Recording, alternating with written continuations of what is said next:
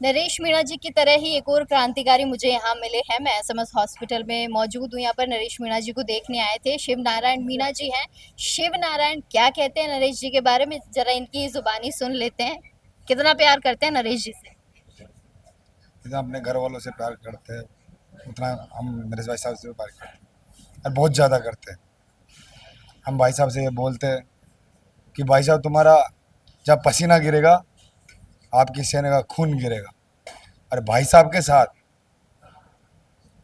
ऐसे मैच में हर हालत ज़्यादा खराब हो गई तो राजस्थान आगजनी हो जाएगा, राजस्थान जाम हो जाएगा। आप सोच नहीं सकते, हेलीकॉप्टर एक दो दो 10-15 होंगे, मंत्री घूम सकते हैं, लेकिन तुम्हें पता है रोडों पे तो फिर आएंगे ना। नेपाल में आपने सुना है कि मंत्री कैसे भग रहे थे। ये हालत हो जाएगी राजस्थान के अंदर इन मंत्रियों के, मुख्यमंत्रियों की, हमारे भाई साहब के साथ कुछ हुआ तो। धरना स्थगित किया है या समाप्त किया है, कोई जानकारी है?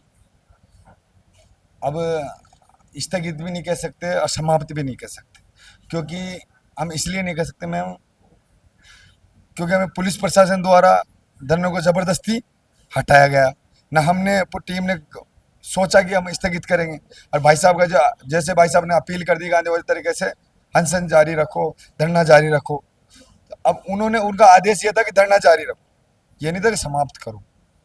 अब अगला आदेश जैसे भाई साहब का आगा उसमें पर होगा। पुलिस प्रशासन ने, आपको पता है, सुबह पुलिस प्रशासन पहुंचा था जाब्ते के साथ। अच्छा, मुझे एक बात बताओ कि नरेश मीणा मीणा समाज में एक बड़ा नेता बनने की तैयारी कर रहे हैं नरेश जी, नहीं कर रहे? मीना समाज में नहीं, सर्व समाज में करना। आज देख लो उनके पास, उनके अगल बगल जो भी है ना उनके साथी, गुजर, मीणा, ब्राह्मण, सारे समाज के लोग उनसे जुड़े जुड़े हुए हैं। मीणा बहुत कम मिलेंगे आपको। आप भी आ रहे हो, आप देख रहे होंगे, बहुत कम। मेरा सवाल ये है कि मीणा समाज में नरेश मीणा आज एक सशक्त नेता के रूप में उभर रहे हैं, तो क्या जो उनसे नफरत करते हैं वो लोग नरेश मीणा को दबाने की कोशिश कर रहे हैं कि नरेश मीणा जो है एक क्रांतिकारी नेता के रूप में बनकर ना उभरे? उनको डर लग रहा है मैम, बहुत बड़ा डर लग रहा है। जैसे कि हमारे देवली उनियारा से देख लो, 2 बार हमने एमएलए बनाया, एक बार सांसद बनाया। उसने एक पैसे से टिकट लेकर 8 करोड़ में टिकट लेकर बेच दिया, उसकी जमानत जब्त हो गई। और अगली 2028 में देवली उनियारा हरीश मीणा आएगा, राजस्थान का डीजी रहा है पूर्व, आएगा, उसकी भी जमानत जब्त होगी। मैं बोल रहा हूँ, आपके सोशल मीडिया के बाद में पहुंचा देना बात। क्या किया उन्होंने? टिकट बेचा, हमें बेच दिया। हमने 2 बार उनको एमएलए बनाया, एक बार सांसद बनाया।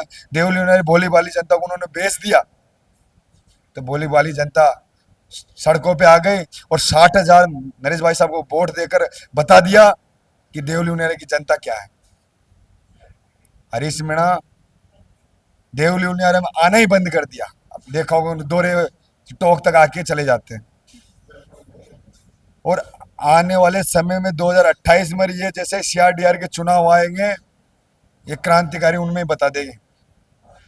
क्योंकि भगत सिंह भाई साहब ने एक भाषण में बोला था कि मैं घर घर भगत सिंह पैदा कर दूंगा।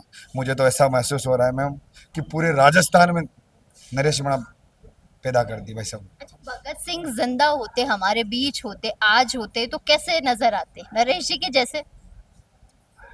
उनकी तुलना नहीं कर सकते मैम। हमने देखा नहीं, छवि, सुना है। छवि हो सकती है। हमने सुना है, और भाई साहब उनके विचारों के अनुसार चल रहे हैं।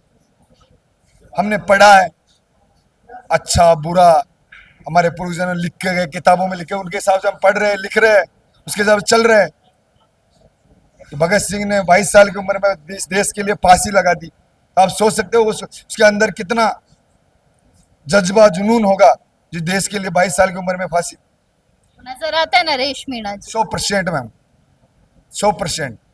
भाई साहब उन्हीं के पच्चीनों पे चल रहे हैं। भाई साहब हमने सारी टीम ने मिलकर भाई साहब से रिक्वेस्ट की, भाई साहब अपन गांधीवादी तरीके से चलते हैं, शांति से चलते हैं। इसलिए भाई साहब गांधीवादी तरीके से धरना दिया, नहीं तो भाई साहब उसी दिन बोला था कि मैं भगत सिंह के रूप में आता तो ताला नहीं लगता, दूर से ताला खोल दिया जाता। बहुत शुक्रिया।